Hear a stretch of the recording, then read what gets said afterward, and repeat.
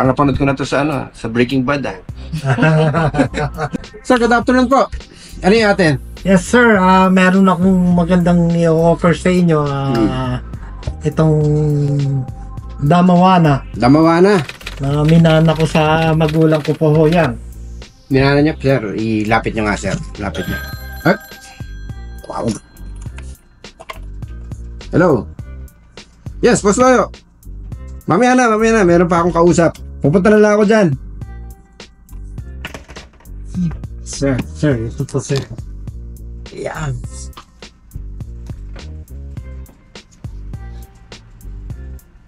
Ito po sinimula ng hanap buhay ng mother ko. Okay. Ano ba yung company nung nanay niyo? Rems Enterprises po sir. Renz Enterprises. Okay. Ammonia ang kanyang negosyo. Ammonia. Yes sir. Parang ano to ah. Parang napanood ko na to sa ano, sa Breaking Bad ah. Ito yung nahanap nila ano ah. Nila Walter White. Joke lang. Ay, may isa pa yata. Meron pa ito isa sir. Isang white. Lang yan, napuno yung ano natin ah. Sige, tatayo ako. Parang hindi na masyadong ano. Oh, laki naman ito. Yeah. Saan natin ito lalagay, Arnel? Ako, yun ang problema natin. Iisipin. Sige, tingnan ko lang yung ilalim nito. 31 liters. Ba, talaga, no, sukat na sukat. So, ano to? Magkaiba pa rin ano? Yung isa medyo green, Green siya. Yung isa medyo white. White. Okay. Sige. Paano ba? Magkano naman to, sir? Ako po si Angelo Bernardo. Welcome sa Dekado Collectible Show Season 2. Bili, benta, appraisal, kwentuhan at pasyal. Coins, paper money, vinyl records, collectibles, memorabilia at antiques. Di lang pang Pawn Stars at pang pickers, pang appraisals at auction services pa. Tara, kwentuhan tayo.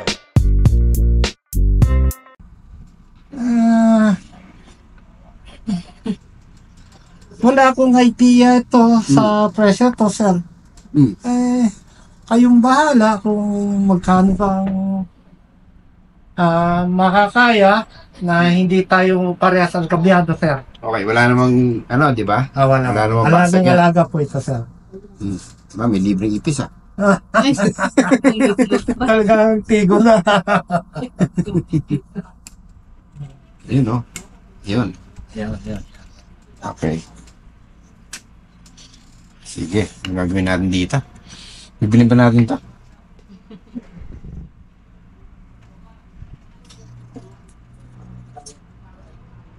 So ano nga yung business? Ammonia yung ano? Industrial ammonia. Ammonia. Industrial ammonia yung business ng mother niya. Okay. So ito yung ginagamit niya pang halo. Yan ang sinimulan niya muna. Sinimula niya. Oo. Kailan yung business ng mother niya? Siguro nasa 9, 90s. Hindi, wala yan. 1964 pa pinanganak. 1964 sa mga 60 siguro sir. 1960. Teka, 60 pinanganak yung nanay niyo. Hindi. Hindi, ako. Ako nga, hindi pala kayo magkakatid. Most likely. Hindi ka pa 60s. pinapanganak. Oo. So yung business niya is 70s. Mag-start na siya na 70s na. Mga 70s na. Okay. Pero saan niya daw na? Siyempre, hindi niya ma-interview nanay niya. Saan? Kasi ano mukhang mas luma pa sa kanya ito eh. Talaga. Based sa ganito. Based dun sa rim niya. Ayan o. No, 1950. Tibay. Tiba yan. Pero pwede ma-aksidente. Ayoko na yata bilhin. So ito, ingat. Hindi, wala na. Hindi na makikita. Covered. Anyway, yun nga, yung ilalim niya, wala nang din. Hindi na siya yung hindi na siya yung luma. Yun. Okay.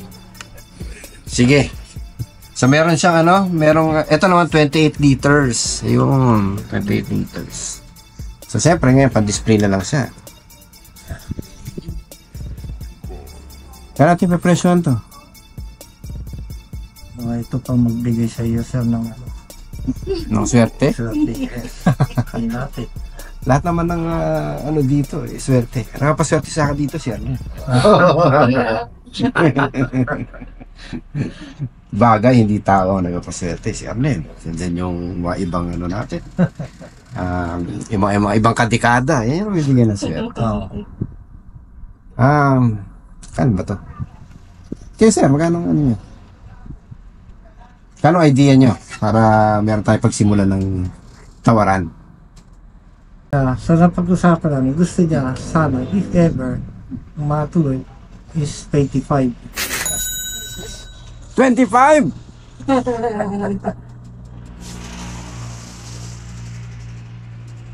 Hindi ko yata kaya sa 25 yun, sir. Ayun po, sir, kung saan Ano yun? Dalawa na yun, gano'n. Ayaw. Mahal.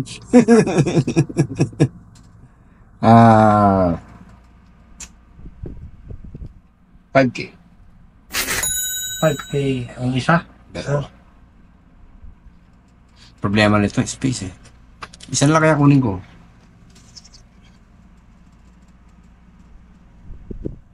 Saan taga nyo, sir? 6. Dalawa, sir?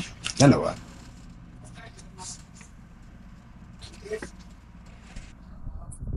Nakaw! Malayo eh. Sa 6? Oo. Malayo eh. Pero, yun talaga, yun lang yung ano ko. Kasi considering na may sasacrifice akong dito. Ibang for sale. Para dito. Yeah, kayo sir, anong best niya? Tingnan natin kung kakaya.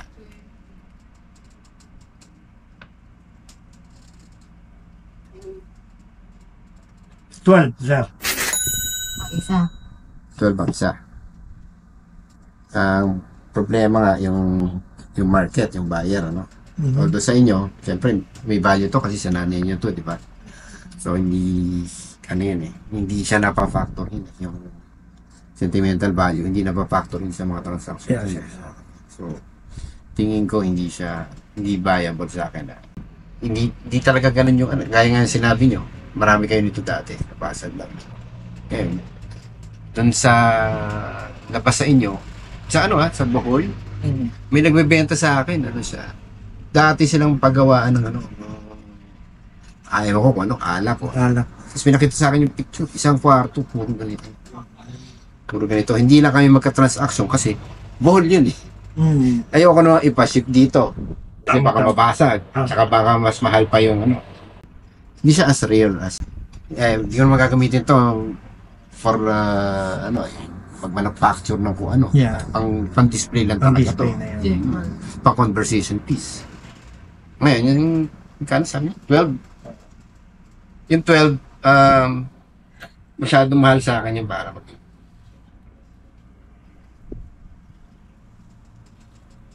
So, yun. Taasan niyo yung same offer niya, sir. Hanggang 6.5. 6.5 ang isa. Hindi, dalawa.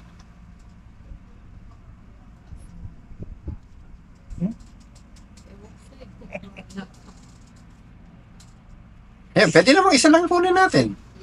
Para Alam ko, ito medyo mas mahal pagka green ang kulay nito eh. actually, mas pinibigyan ko ng presyo. Yes.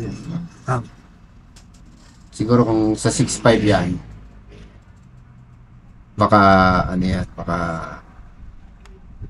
baka 4 dito o 3.5 dito tapos yung balance mas mahal ito, mas mahal ang ina-attribute. Ang mahal din niya sa... Pwede mo ito na lang kunin para rin, tapos pag nabenta ko yung isa, total hindi naman sila magkapares.